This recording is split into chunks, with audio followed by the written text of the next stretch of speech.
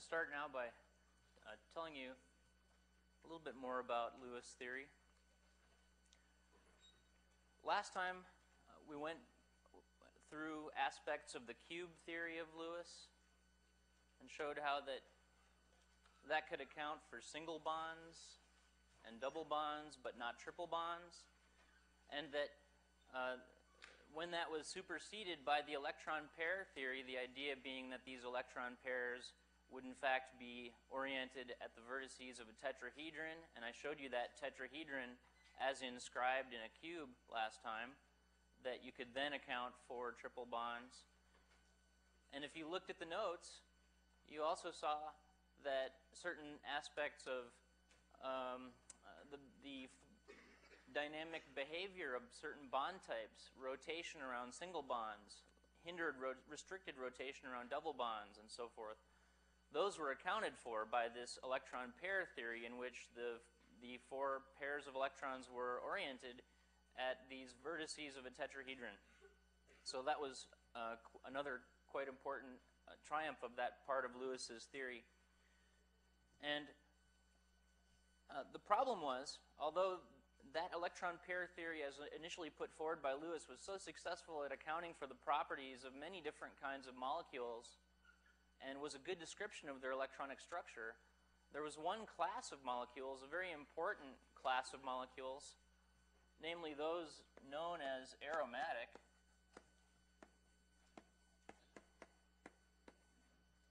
And the most important member of the class of aromatic compounds is, in fact, the benzene molecule. Benzene has the formula C6H6, and we can easily calculate the number of valence electrons in benzene if we just say 4 for a carbon times 6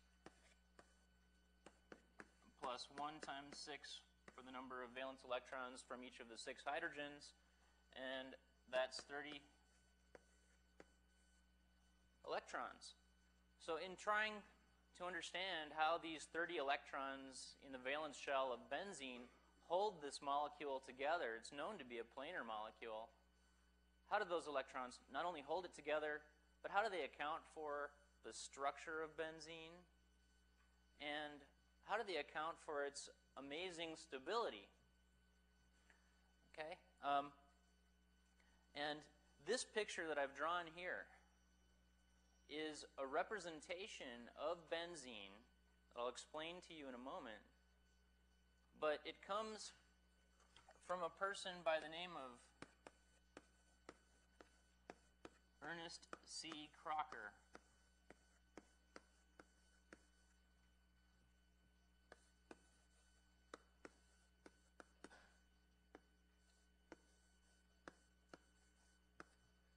Ernest C. Crocker was an MIT Bachelor of Science degree holder who earned that degree in 1917.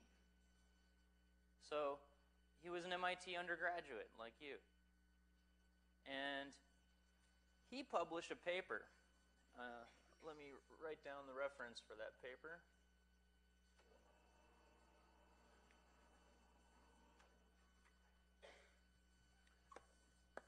This is Journal of the American Chemical Society, 1922, volume 44, page 16, 18. Okay?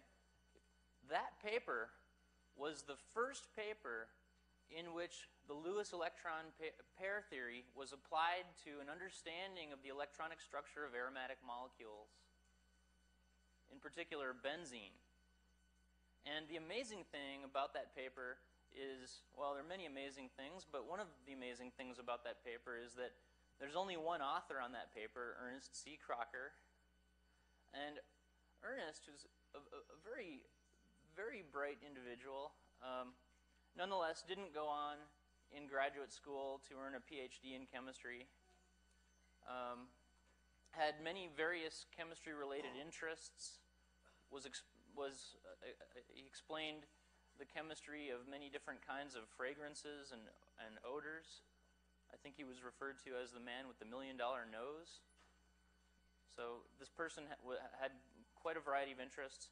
He worked in what was then the Applied Chemistry Laboratory at MIT after his graduation with his Bachelor of Science degree. And one of the things he was thinking about was how to use modern electronic structure descriptions, such as Lewis theory, to explain molecules like benzene. And so if you go and read this paper, you're going to find a very lucid discussion of how the Lewis electron pair theory could represent benzene according to this formula that I've drawn here. And in this formula, there is considered to be an electron pair between each carbon and each of the hydrogen nuclei. There's an electron pair along each carbon-carbon axis, as shown here, and so on all the way around the ring. And then finally, you have 6 more electrons to come up to the number of 30, which is the number of electrons in benzene.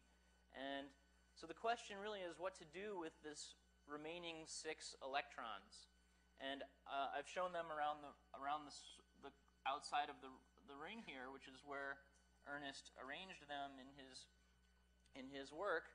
And I just want to point out that he put forward the idea that these 6 electrons were circulating around the plane of the ring and involved a net 1/2 bond between each pair of adjacent carbon atoms in the benzene ring. So, in effect, when we draw benzene this way with a circle in the middle, we know that that circle represents the circulating 6 electrons in what we're going to call the pi system. But Ernest C. Crocker was the man who put the circle into the middle of benzene. And he was an MIT undergrad, and this was a sole author paper. Okay, so this is aromaticity has a vast history in chemistry, and it's still very much active and unfolding history because of the problems to our understanding posed by electrons that seem to be circulating around a whole molecule rather than localized between pairs of nuclei. So Ernest Crocker, Bachelor of Science, 1917, MIT, had a huge hand in that. So I thought you might find that interesting. And having looked at benzene rings like that, I'll now draw them perhaps another way that's also useful, which comes from Kekule.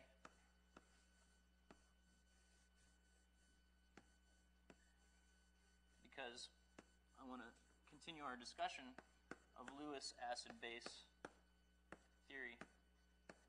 And I'm going to draw 2 molecules here that are going to be pretty similar.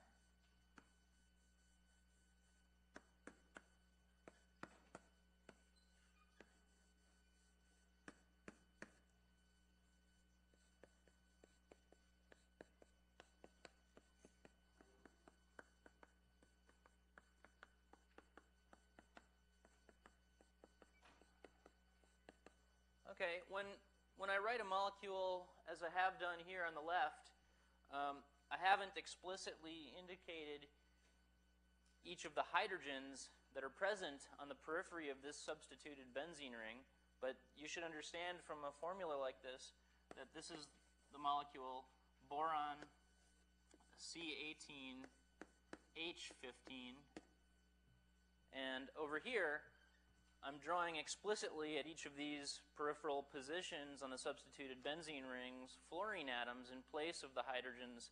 So this is a different molecule with formula B C18F15. Okay? These are both Lewis acids.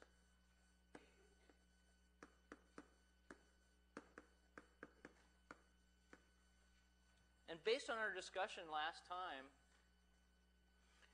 if you were to add ammonia to one of these molecules, where would the lone pair of electrons on the ammonia bind? The boron. So yes, you have here a trigonal planar boron center. And if you were to add an ammonia molecule, the lone pair of electrons would come in and stick to the boron because the boron is electron deficient, just like the aluminum we discussed last time. It has only 6 electrons around it, and it wants 8. But what if we were to add one ammonia molecule to a flask containing both of those Lewis acids that would then be competing for the ammonia molecule?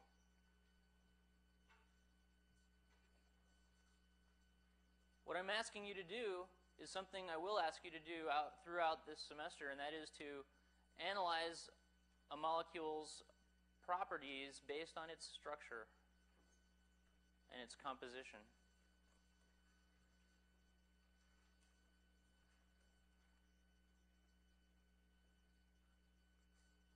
Here.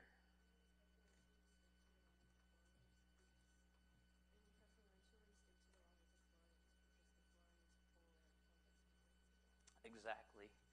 She said that it would preferentially stick to the one with the fluorines because these very electronegative fluorines are drawing electron density away from the boron. This is one of our most electronegative elements.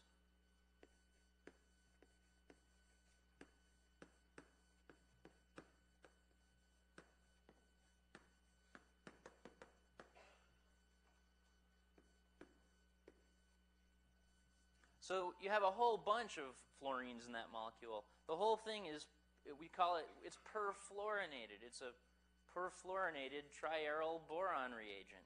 These, in fact, are great Lewis acids, really powerful Lewis acids, and they're modern Lewis acids whose implementation in chemical processes has come about really in the last 10, 15 years.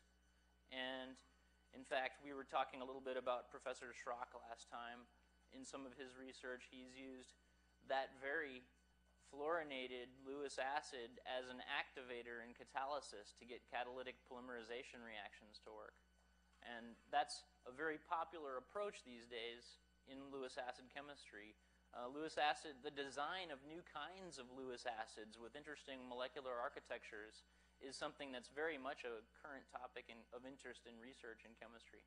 Because you can make lots of chemical processes happen when you have something that can tug on electron pairs.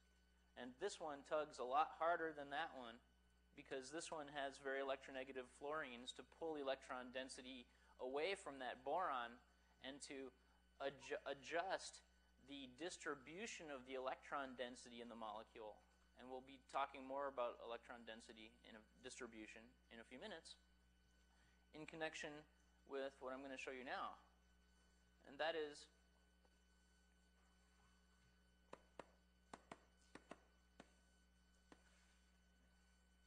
that has to do with this molecule, which is the SO2 molecule.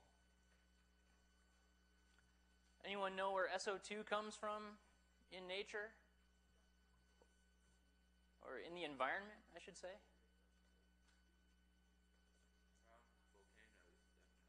Volcanoes, that's absolutely, yeah. And also coal-burning power plants. Coal is a very dirty fuel, and it contains a lot of sulfur. And when you burn that coal without controlling the way you burn it, you emit SO2 into the atmosphere. So that can be a big problem, and we'll try to understand why. One of the things that SO2 can do when it gets into the atmosphere is it can react with dioxygen, and that can give you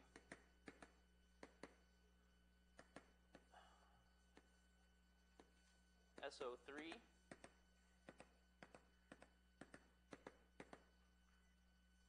Okay? And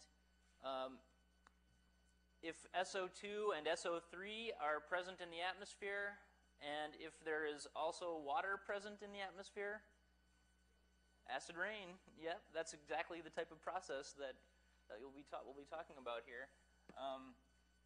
SO2 and SO3 are examples of what we call anhydrides.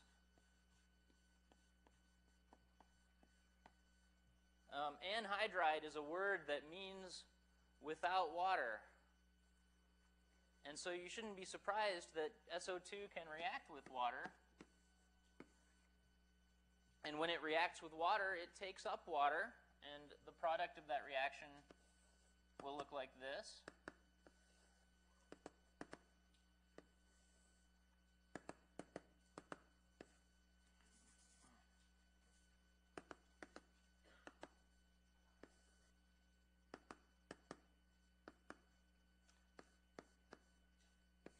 Draw it like that.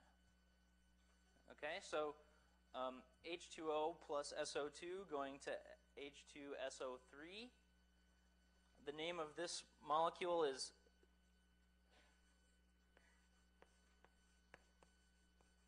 sulfurous acid.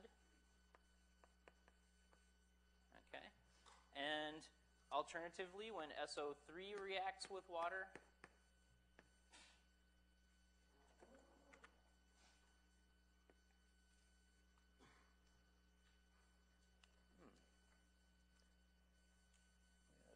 one extra electron pair that should not have been there. So both SO2 and SO3, as they react with water, are going from a situation in which they are electron deficient to a situation in which the sulfur attains an octet.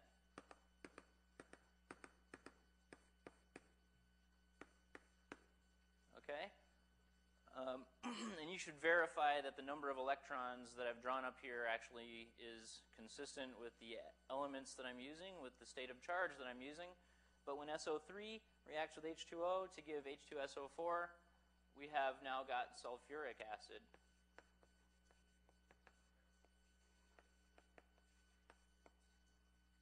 Okay, and as I did over there, I have two acids that I want here now to compare in terms of their relative strength. So here I've got a Lewis acid, SO3, and a Lewis acid, SO2, engaging in a hydration reaction which produces sulfurous acid and sulfuric acid. And the type of acids that these are on the bottom is they are Brønsted acids. Distinguished from Lewis acids in that the way that they behave as acids is through ionization that produces a proton. Okay, they're also Lewis acids because the Lewis definition of acidity is far more general in saying that acids are simply entities that can accept a pair of electrons. Protons can accept a pair of electrons, so they're Lewis acids. But if you're talking about Brønsted acids, you're talking exclusively about protons that are produced by ionization of some kind of a Brønsted acid. So, which one of these is the stronger acid? Sulfuric acid. And why?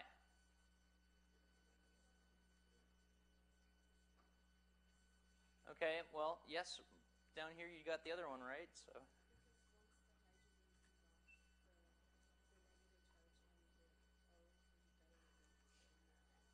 Exactly. So when this ionizes, you get SO4 minus. I'll draw it a slightly different way that's more quick. You get HSO4 minus. So there's your ionization, and the idea now is that this O minus that you have, the negative charge, can actually be shared among a greater number of electronegative oxygens here, namely 4, as compared to here, where we have only 3 electronegative oxygens. Okay, so it's a consideration of the very electronegative elements in your molecule that will help you understand the properties that these molecules will have in terms of acid-base chemistry. Now,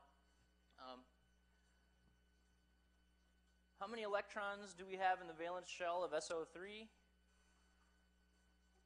It's 24. So, and that being the case, what molecule from last time does that remind you of?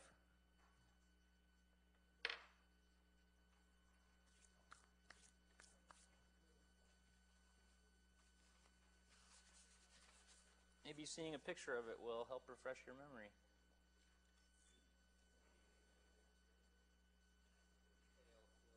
AlCl3. Exactly. Okay, I'm going to show it to you anyway.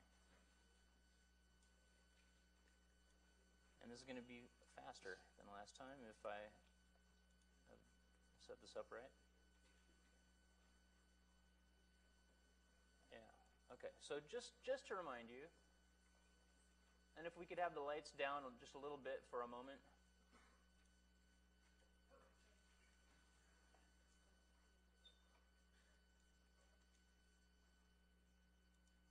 So I want to refresh your memory of the electron density distribution here in AlCl3.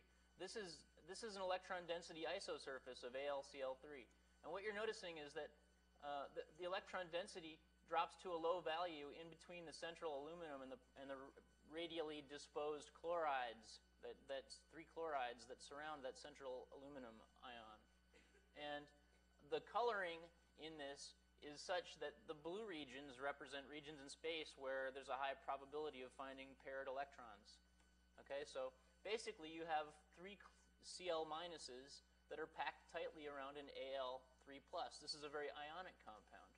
Okay, see the empty region in space between aluminum and chloride, and the polarization of that otherwise spherical cloud of electrons around the chloride in the direction of that positively charged aluminum.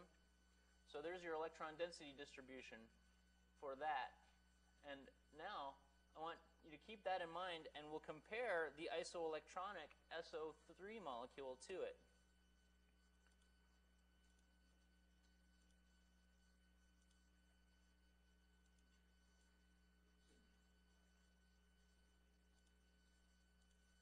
Okay, SO3, here's another case where we have 3 times 8, 24 valence electrons in the system. But the character of this molecule in terms of electron density distribution is very different. Okay, so while on the blackboard I'm not able to really tell you very much about the difference between SO3 and AlCl3, here I think you can see that indeed they are quite different. This is an electron density isosurface at the same contour level as what we were looking at for AlCl3. Now, to explain this and to understand just what's going on here, you need to remember that the electronegativity difference between the central sulfur and the peripheral oxygens is not very great compared to the electronegativity difference between aluminum, which is a very electropositive and metallic element, and chlorine, which is a very electronegative halogen. And so what that results in, as shown here, is a much more equal sharing of the electrons between that central sulfur and these peripheral oxygens. So even though these things are both Lewis acids, and they both have 24 valence electrons, the electron density distribution in 3-dimensional space for these molecules and the covalent versus ionic character of these molecules is really quite different.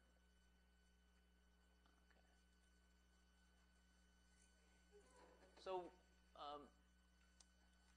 our section that's going to be devoted to bonding, it hasn't really kicked into gear yet, but the nice thing is that Lewis theory applies both to acid-base chemistry and to bonding. So we're able to talk a little bit about that. In a few moments, I'll tell you a little more about an issue that's very important in chemistry as regards bonding.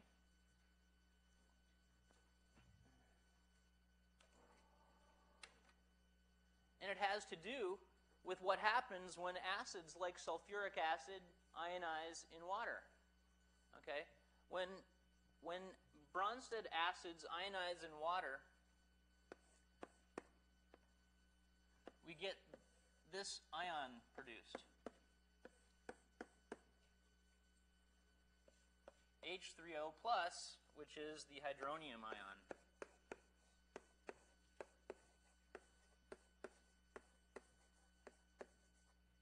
Okay, so that is to say that if you ionize in water some Brønsted acid, the protons that are produced through that ionization are not floating around freely, naturally, because they're positively charged and they're attracted to negatively charged electrons. So they look around in solution and they find the next source of an electron that they can. And you know that if we draw out a molecule like water according to the Lewis dot structure, it has 2 extra pairs of electrons in addition to those 2 pairs of electrons it's using in making bonds to the 2 hydrogens that are on the oxygen of the water molecule. So H plus isn't just isolated around by itself in solution, but it perches on an oxygen lone pair. Okay? So H3O plus is what you get when Brønsted acids ionize in water. And furthermore, when you put these things in solution, you find that you organize the water molecules that are close to the hydronium ion. So let's draw here a neighboring water molecule. And another one. And I think you can imagine that throughout a solution, we might have many of the kinds of interactions that I've drawn here as dotted peach-colored lines. Those lines represent what we call hydrogen bonds. And hydrogen bonds are enormously important in chemistry.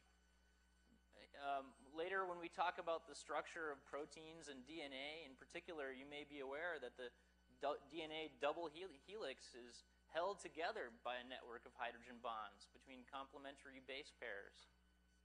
So hydrogen bonds aren't only restricted to the hydronium ion in aqueous solution. There are many other types of molecules that can form what we call hydrogen bonds. Another really interesting thing is that in water, the hydronium ion can move around really rapidly, much more rapid than molecules normally diffuse through aqueous solution. And the reason for that is if you look at the arrangement of electrons and nuclei here, all I have to do is, without even moving the nuclei much at all, reorganize the hydrogen bonding network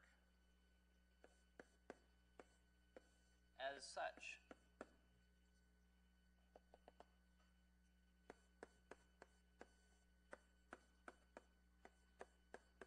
And now you can see that through just a slight set of motions, our hydronium ion has moved from the left-hand side of this hydrogen bonded network, where you can see it's indicated with the positive charge and the 3 solid lines drawn to the oxygen, over to the right-hand side.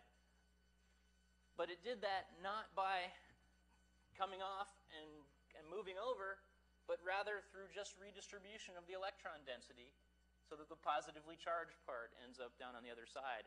And so this way of propagating hydronium ion in aqueous solution is one of the really special aspects of Brønsted acid chemistry that takes place in water. And I think I'll also show you what a hydrogen bond looks like from the standpoint of electron density.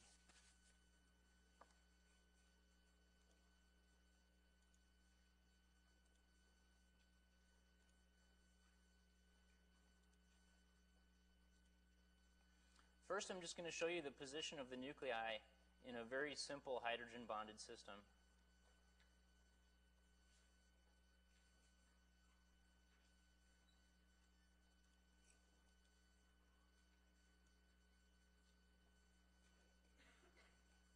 Okay, here what you can see, the oxygens are drawn in red as spheres, the hydrogens are drawn in white as spheres. You can see that the geometry around the oxygen atoms is slightly pyramidal, and that's due, of course, to the presence of that extra lone pair here up above one oxygen and here up above the other oxygen. And what we have now is a hydrogen serving in a bridging fashion. And the number of electrons in this system is exactly 2 times 8. Okay, because we have 2 water molecules and we have an H+.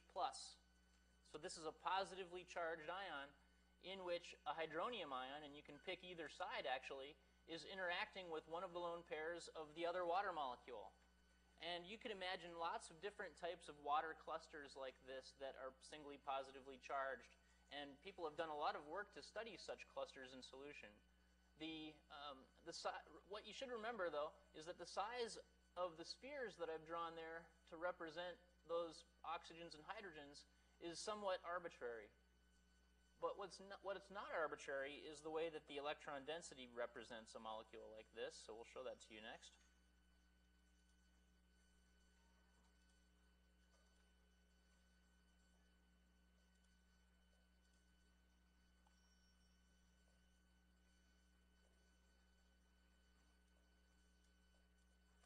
Okay, here it is. And if we could have the lights down just a little bit, please, since this one's a little harder to see. What you should see here is that we have the same structure. Now, surrounding that representation of the water molecule hydrogen bonded to the hydronium ion that I drew a moment ago, we now have this sort of mesh, which is exactly what we've been looking at with these other molecules, namely an electron density isosurface. Okay? And what you can see is that the electron density is falling to a pretty small value in the middle here, where we have the proton that is the connecting glue binding together these 2 water molecules in this 16 valence electron system. Okay? And after one more representation of that, we will be on to our next topic.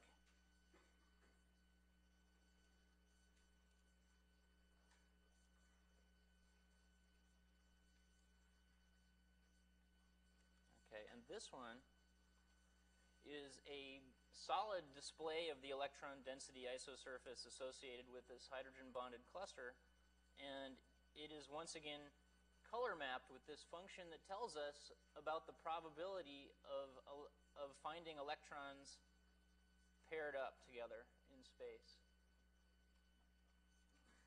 Okay, so there's H3O plus hydrogen bonded to H2O.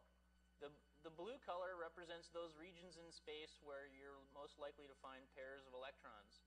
And you can see that the 2 OH bonds over here are nicely colored blue. The lone pair of electrons up here is nicely colored blue.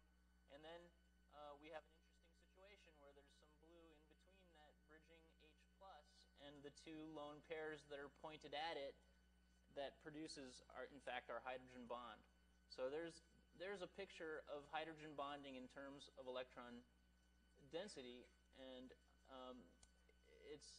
it's a type of bonding that complements the straight covalent and ionic bonding that I was talking about in terms of SO3 and AlCl3. So we've added this 3rd type of bonding, hydrogen bonding, to our list of bonding interests. And now we'll talk more about what we can do when we consider Brønsted acids ionizing.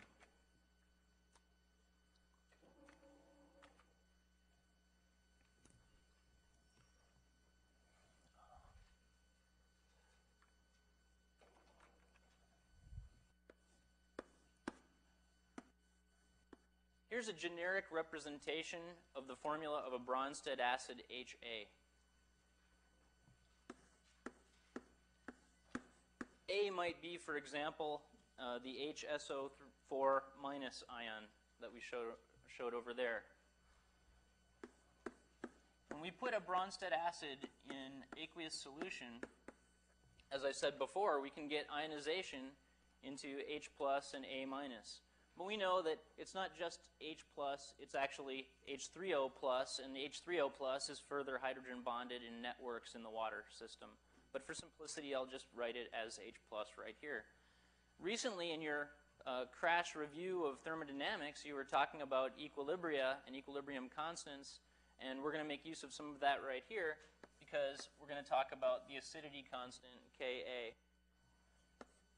And that is going to be defined as equal to the hydrogen or hydronium ion concentration times the concentration of the conjugate base A minus.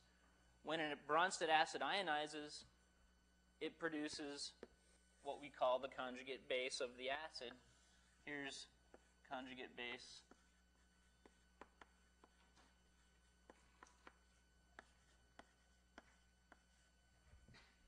Okay, divided by the concentration of the acid, and this is at equilibrium.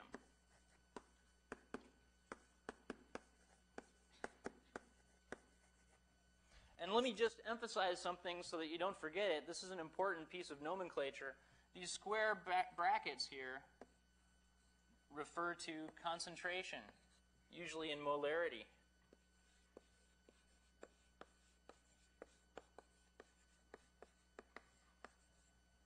Okay, so that's what we're talking about. And concentration is something that can be measured. You may be familiar, for example, with the pH meter invented by Arnold O. Beckmann and its utility in measuring the concentration of hydrogen ions in solution. Okay? Well, we can make use of information like that to talk about the properties of our Brønsted acids.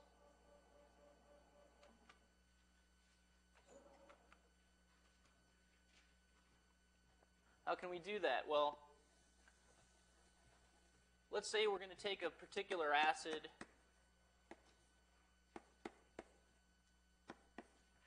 such as this one, which is acetic acid.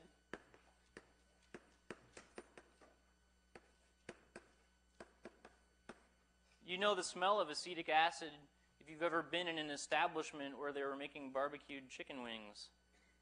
Okay, that's the smell of acetic acid. It's a beautiful, beautiful smell. Anyway, what do you do here? You're trying to figure out what's going on. If you have some concentration of the acid HA, which is in this, we're going to talk about acetic acid, and in solution there may also be hydrogen ion or hydronium ion, and then there may also be A minus, which in the case of acetic acid would be acetate. So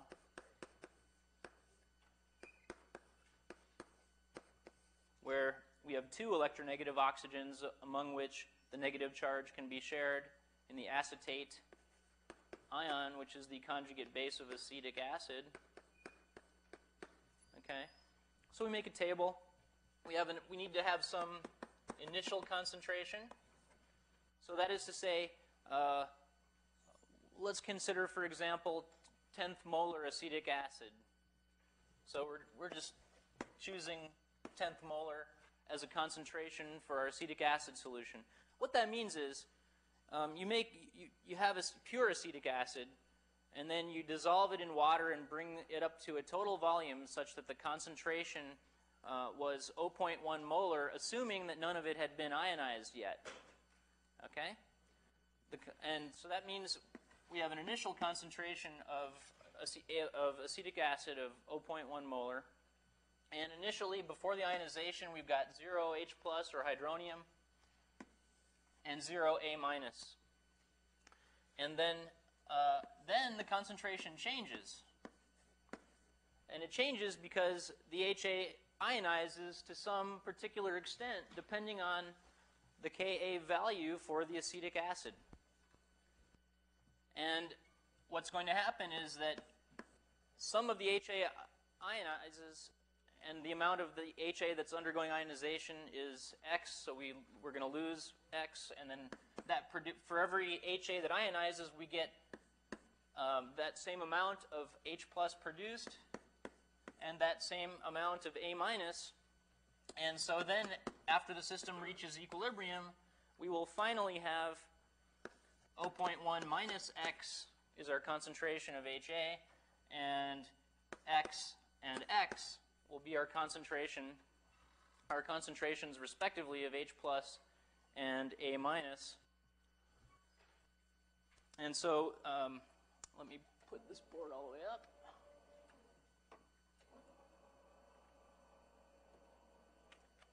Therefore, we can write the following, that Ka is equal to x squared over 0.1 minus x by substituting into the expression for the acidity constant.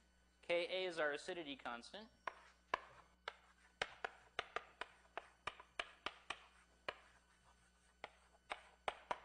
And we can go to a table and look up the acidity constant for acetic acid because it's a known quantity, and it turns out that that is 1.8 times 10 to the minus fifth. Okay, and now that we have this equation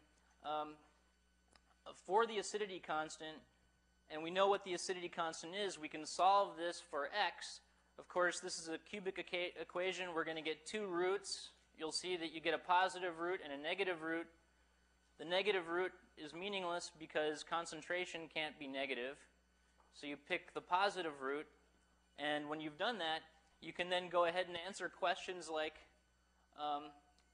what is the pH of the solution? And what is the percent ionization? Okay? And we can talk about that. And so next time at the beginning of class, we will do that calculation. We'll find what the pH of a 10th molar solution of acetic acid would be. We'll also go on and talk about pH in the pKa scale, and also a general equation for discussing titrations and buffers.